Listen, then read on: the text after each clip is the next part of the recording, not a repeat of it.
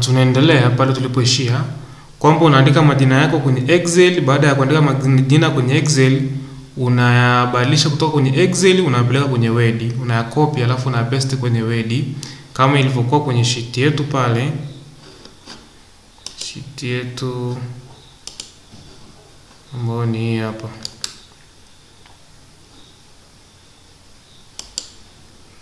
Unabadilisha kueleka kwenye Word.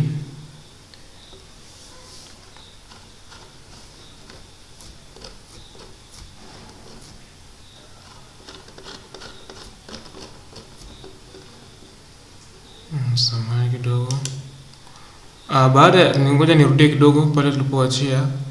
Hapo hivi utaenda edit individual document. Baada ya kuedit individual document utaenda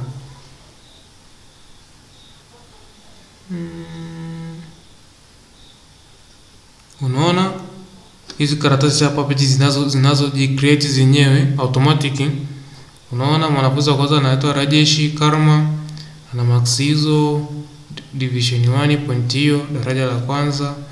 Kwa ita print kote kwa wanafunzi wote.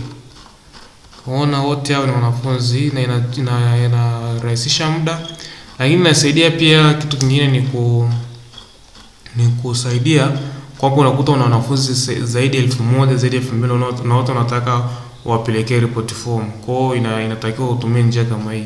Lengo la somo hili ni kwamba ni kutoa somo kutoka kwenye kutumia manyu kuandika kwa mikono kuelekea kuandika kwa kutumia kompyuta, lakini kurahisisha kazi, lakini kuokoa muda wa kuandika.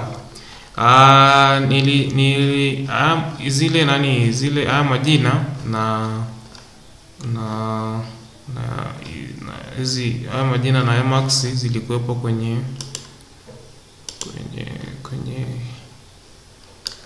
hapa inaitwa matokeo.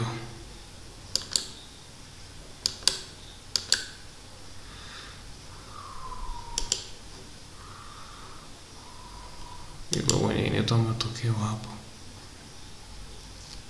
Inaona inakataa kwa sababu imeshaingizwa, lakini lengo lilikuwa ndo hilo.